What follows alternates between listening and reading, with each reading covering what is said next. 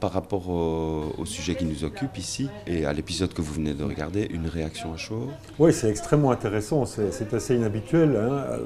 C'est vrai qu'il y a beaucoup de clips vidéo qui circulent à propos du harcèlement, du cyberharcèlement, dans une perspective de prévention. Et leur grosse caractéristique, c'est que ces clips, généralement, ils sont assez tragiques. Il n'y a pas du tout de dimension comique. On a presque envie de se pendre après avoir vu ces films qui dénoncent justement les dangers du harcèlement qui peuvent mener, dans les cas les plus extrêmes, à un suicide. Et ici, on le traite avec humour. Donc il y a une dimension très amusante dans ce document, et ce qui n'empêche pas du tout que des choses très graves et très sérieuses s'y produisent et qui recoupe assez bien l'ensemble de la problématique, les caractéristiques du harcèlement, la personnalité, les objectifs des bourreaux et des victimes, le fonctionnement du système, tout ça on retrouve dans le document qui vient d'être vu.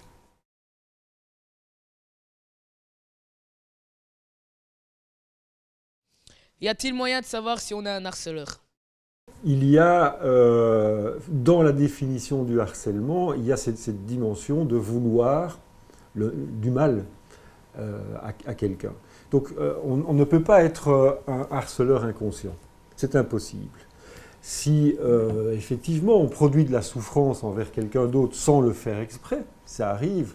Là on n'appelle plus ça du harcèlement ou du cyberharcèlement, on appelle ça de la taquinerie ou de la cybertaquinerie. C'est-à-dire qu'on embête l'autre, et cet autre peut souffrir réellement, mais il n'y a pas d'intention à le faire. Donc pour qu'il y ait du véritable harcèlement, il faut avoir l'intention de faire du mal. Pour autant, c'est pas parce qu'on ne le fait pas exprès que pour autant c'est pas un délit.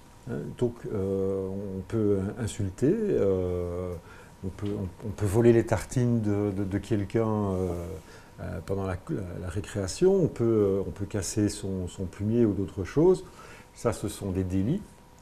On peut casser la figure à quelqu'un, ça c'est un délit aussi. Pour autant, tous ces délits ne sont pas constitutifs forcément de harcèlement ou de cyberharcèlement. Donc, c'est particulièrement vrai dans le cas d'Internet. S'il y a une vidéo qui circule, problématique, quand vous likez cette vidéo, ben, vous n'êtes pas forcément en train de vouloir du mal à la personne qui est mise en cause. Mais parfois, vous likez sans même ouvrir le document. Vous likez parce que ça fait longtemps que vous n'avez plus liké quelqu'un. Vous likez parce que vous aimez bien la personne. Vous likez parce que vous demandez cette personne comme amie. Donc, toute une série de choses qui font que, en apparence, on participe à une action de cyberharcèlement, mais en réalité, l'intention de faire du mal n'y est pas. Je précise quand même, si une sanction doit arriver, mais ce n'est pas forcément par là qu'il faut commencer. Et je préfère dire sanctionner plutôt que punir, parce que dans la punition, il n'y a pas la dimension éducative, tandis que dans la sanction, il y a potentiellement une dimension éducative sur laquelle on pourra revenir également aussi. Alors on parlait de l'intention de nuire. Est-ce qu'il y a néanmoins d'autres éléments qui nous permettent à un moment donné d'identifier quelque chose comme du harcèlement? Alors, il y a une définition, il faut 3 éléments. Donc il y a ce premier élément qui est l'intention de faire du mal. Il y a aussi la question de la disproportion de force. C'est-à-dire que pour qu'il y ait du harcèlement, il faut qu'en plus de l'intention de faire du mal, il y ait un plus fort et un plus faible.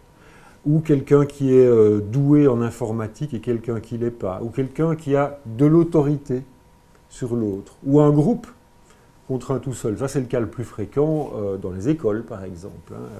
Cette disproportion de force vient du fait qu'on est beaucoup plus nombreux contre quelqu'un qui est tout seul. Si on n'a pas cette disproportion de force, on ne parle pas de harcèlement, on parle de dispute. Et puis alors, il y a un troisième élément qui est la nécessité de la répétition, ce que le document montre très bien ici.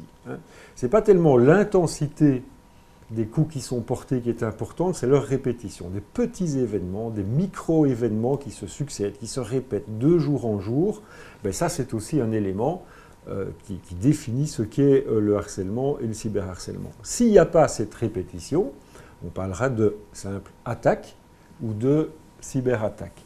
Du coup, quand on parle de harcèlement, on a un peu tendance à tout mettre là-dedans. Hein. Une bagarre dans la cour de récréation, ce n'est pas du harcèlement. Hein.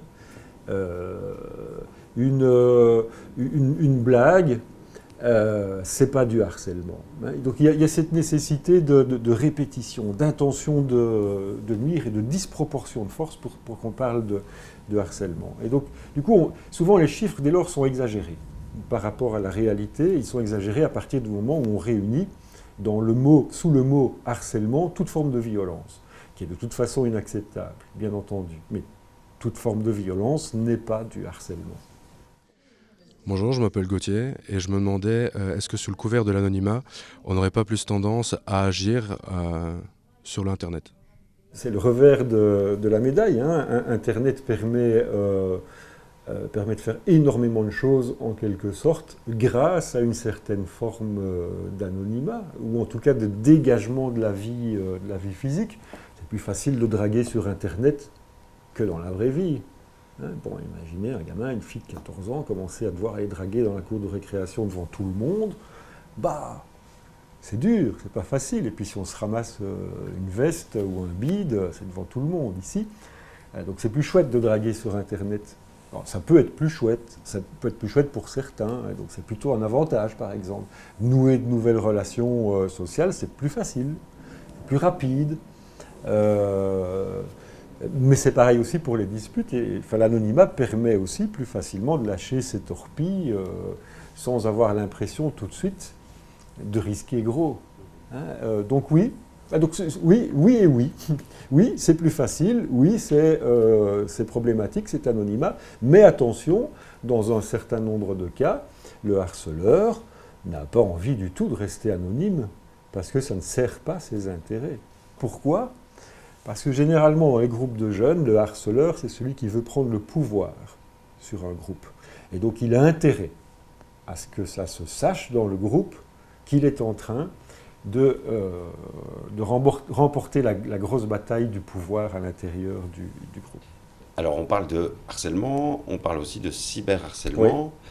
Est-ce qu'on peut établir un lien entre les deux ? Qu'est-ce qu'il y aurait comme différence, similitude ? Tout à fait. Déjà, il y a un simple déplacement.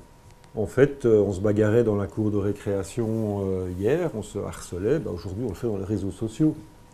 Avant que les réseaux sociaux ne se développent, on le faisait via mail. Donc, là où il y a de l'activité humaine, là où il y a des groupes qui se forment, il y a du harcèlement, et aujourd'hui, il y a du cyberharcèlement. Il n'y a pas une augmentation significative de cyberharcèlement par rapport au harcèlement d'hier. Simplement, il est plus visible, d'une part, et aussi, la société est beaucoup plus sensible à cette question-là. Je dirais qu'il y a 50 ans, le harcèlement, on n'en parlait même pas, en fait. On disait, il faut que jeunesse se fasse, il faudrait... Bon, il l'a bien cherché, etc. Donc, il y a un glissement. Il s'est déplacé, simplement. Mais attention, malgré tout, il y a des petites différences. Pas si petites différences, en réalité. C'est-à-dire que le cyberharcèlement peut amplifier un problème de harcèlement. Quand on a du cyberharcèlement, il n'y a pas d'endroit protégé.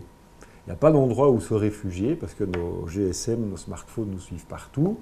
Une fois qu'on rentre à la maison, on ouvre son ordinateur et ça continue même pendant la nuit. Donc il n'y a plus de moment et de lieu où on peut un peu souffler et se réfugier par rapport au harcèlement. Est-ce que le harcèlement concerne tous les âges et toutes les classes sociales ? Oui, le harcèlement concerne tout le monde, donc on focalise beaucoup sur les jeunes maintenant. Enfin, on les ennuie beaucoup avec plein de choses, les jeunes, objectivement, mais le harcèlement, il traverse tous les âges, toutes les classes sociales, simplement il prend des formes différentes. Quand on parle de harcèlement chez les jeunes, c'est plutôt la disproportion de force entre un groupe et un élève tout seul, un jeune tout seul. On parle de harcèlement au travail aussi. c'est pas rien. Alors là, la disproportion de force, c'est plutôt quelqu'un qui a de l'autorité sur un employé. Hein. C'est plus souvent ça. Et puis il y a aussi ce qu'on appelle le harcèlement sexuel.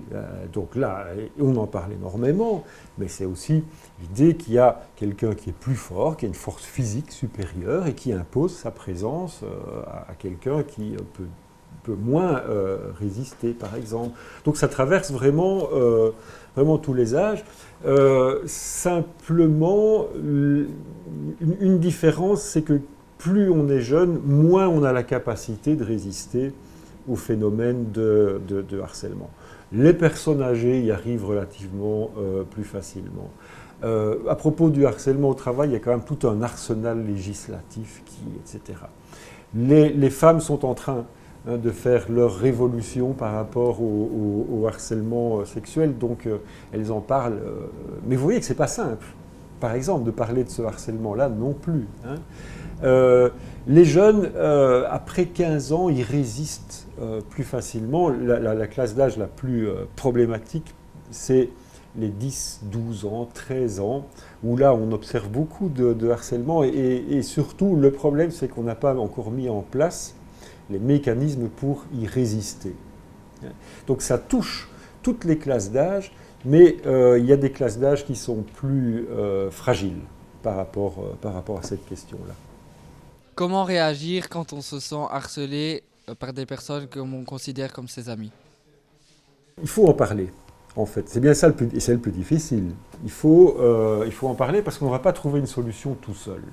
À la limite, c'est un peu comme des sables mouvants. Plus on va essayer de s'en sortir tout seul, plus ça va compliquer les choses. Il faut trouver une personne de confiance, si possible un adulte, et puis expliquer ce qui se passe, ce qui se produit.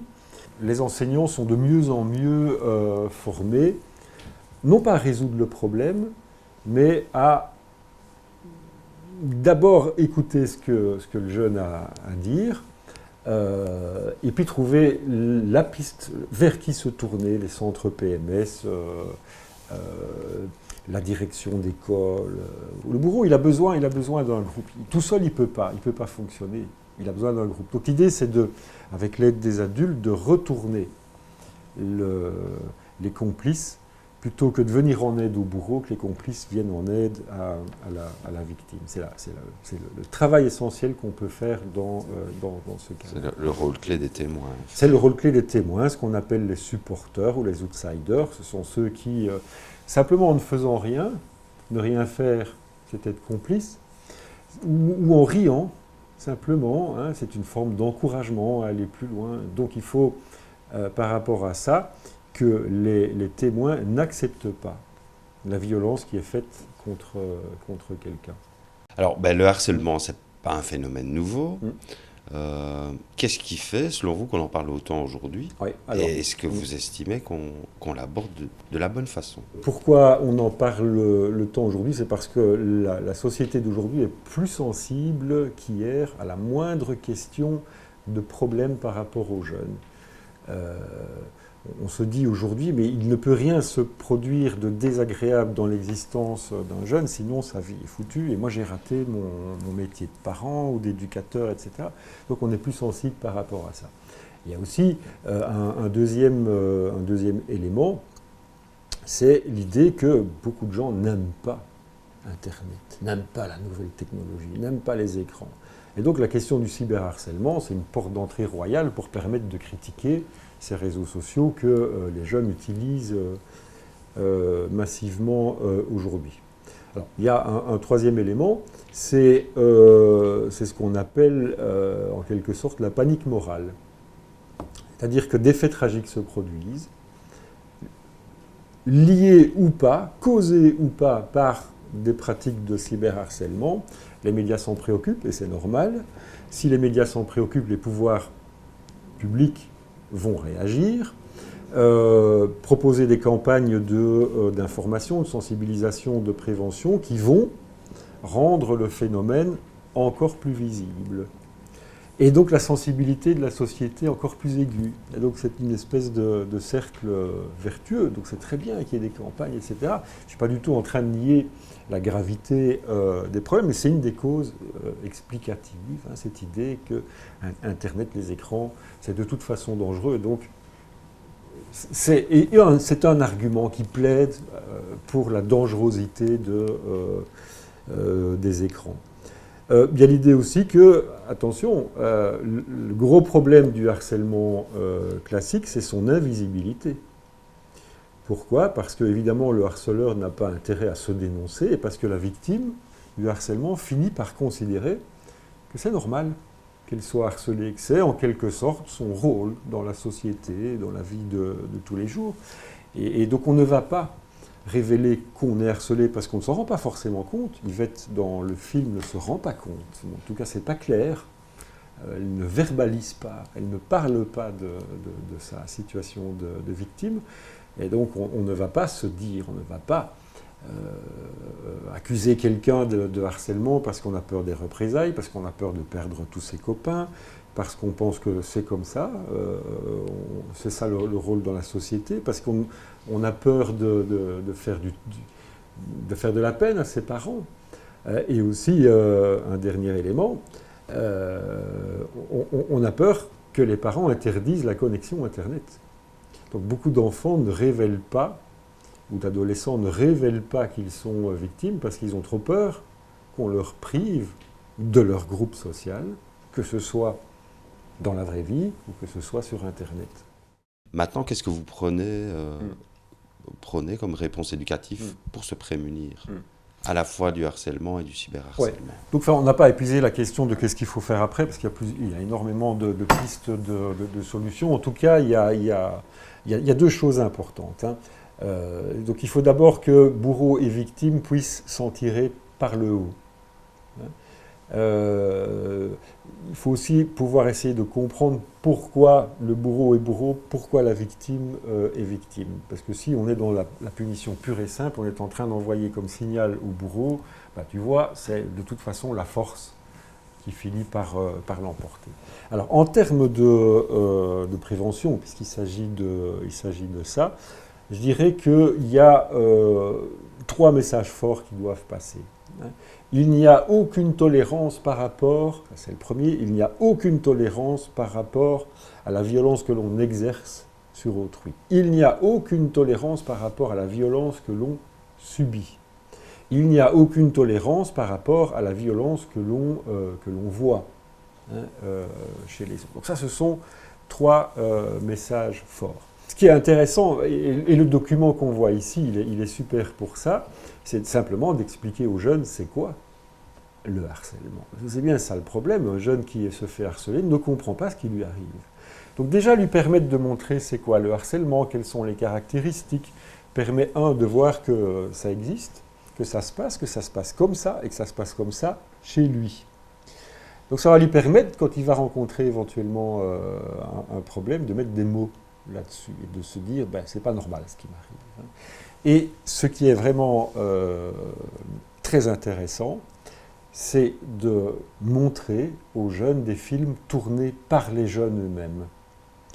Parce qu'eux comprennent beaucoup mieux la situation. Ils mettent des éléments que les adultes ne mettraient pas. Et puis quand les adultes font un film sur le harcèlement, le cyberharcèlement, à la limite, on ne sait pas à qui ça s'adresse, ces films. Est-ce que c'est au grand public? Est-ce que c'est aux parents? Est-ce que c'est aux éducateurs? Est-ce que c'est aux enfants eux-mêmes? Tandis qu'un jeune de 15 ans qui va faire un film, il va faire un film principalement pour que les jeunes de son âge comprennent la situation. C'est beaucoup plus efficace que d'avoir des clips façon sécurité routière, mets ta ceinture, etc.